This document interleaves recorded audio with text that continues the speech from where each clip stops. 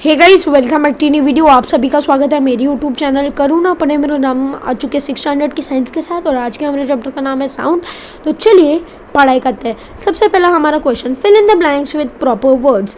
The propagation of sound does not occur through a vacuum.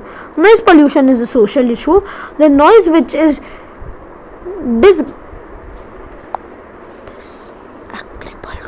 to the ears is called noise.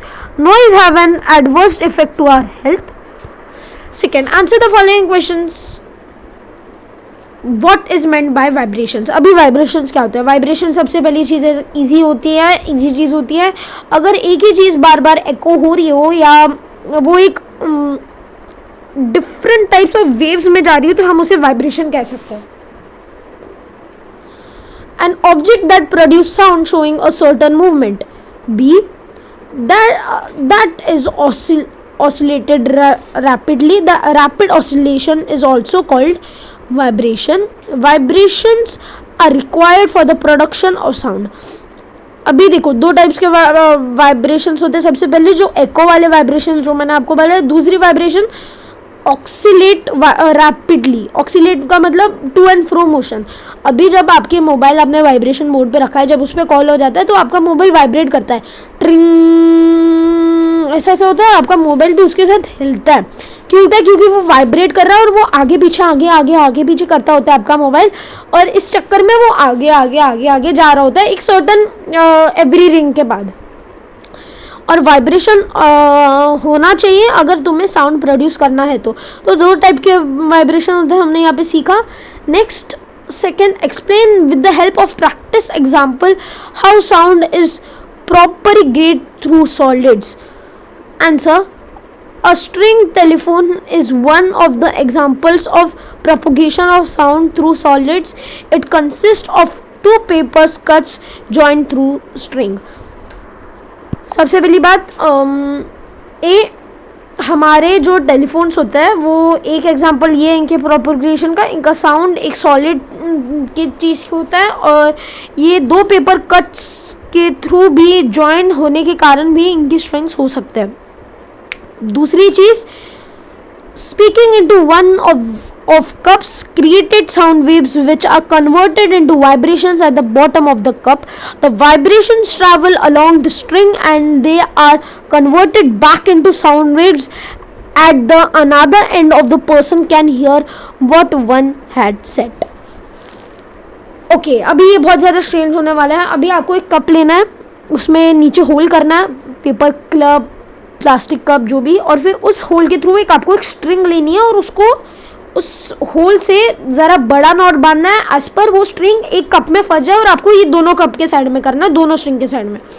अभी आपको क्या करना है, आपको एक कप के साइड में कुछ बोलना है और जो बोलने का जो साउंड वेव था वो थ्रेड से ट्रैवल होते होते वो वाइब्रेशन में होगी, पर जैसे वो दूसरे कप के तक पहुंचेगी वो क्या होगा दोस्तों, क्या होगा, वो साउंड वेव्स में वापस बदल जाएगी।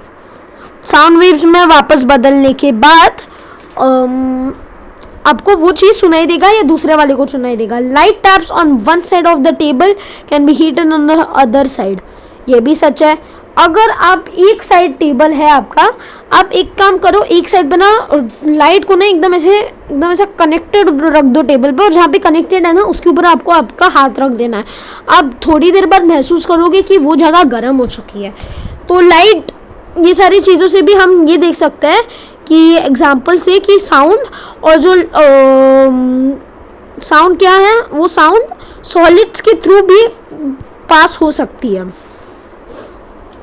B, we can hear the sound when we plug the stretched rubber bands.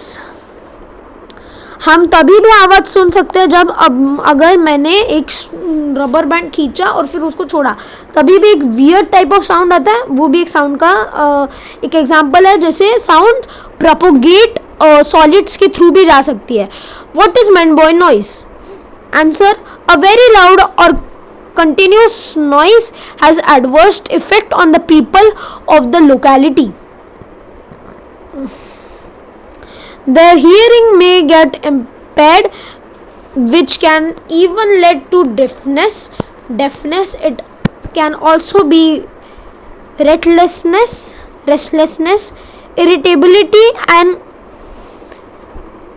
mental exhaustion। अभी सबसे पहले क्या हो सकता है, अभी यहाँ पे अगर नॉइस पोल्यूशन के कारण लोगों के ऊपर क्या फर्क पड़ सकता है। सबसे पहले ज़्यादा लाउड और कंटिन्यूस नॉइस के कारण लोगों के एडवर्स इफेक्ट को भी लोकेलिटी पे भी ज़रा फ़र्क पड़ता है। और जो लोग सुनते हैं ये चीज़ उनके डेफनेस, ना सुनाई देने की प्रॉब्लम और रेस्टलेसनेस। कोई भी आदमी फिर उसके बाद रेस्ट नहीं कर पाता। अगर वो आराम करने गया तो उसे थकान नहीं, उसे चिड़चिड़ हो जाती है, इरिटेबिलिटी जिसे कहते हैं, और मेंटल एग्जॉशन थक गया वो, लाइक मेंटली भी थक गया, बॉडीली भी थक गया अगर वो नॉइज ज़्यादा से ज़्यादा सुन ले। heavy traffic and industrial areas, the kind of continuous noise which may make ill is called noise pollution। अगर ऐसी कुछ आवाज़ जो आपको बार बार सुनाने के बाद आपको बीमार गिरा दे तो हम उसे क्या कहते हैं, नॉइस पोल्यूशन कहते हैं दोस्तों। Heavy traffic and industrial area cause the maximum noise pollution. अगर आप 1 घंटे में ना आप एक काम करो, कोई सिग्नल पर जाके खड़े हो जाओ और फिर घर आना, फिर जो आपका गलत दिमाग दुखेगा, आप देखना। What measures will you take to control noise pollution? Answer: measure to preventing noise pollution. As far as possible, we should avoid blowing horns of vehicles. The volume of TV or radio in the house should be restricted to those watching to the program.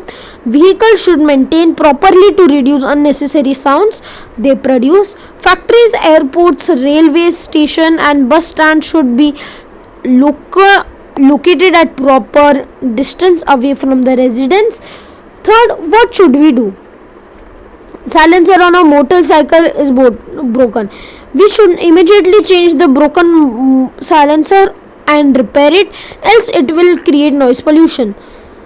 A factory in the surrounding is producing continuous noise. We should request the factory owner to install a sound absorber and take preventive to control noise in their premises.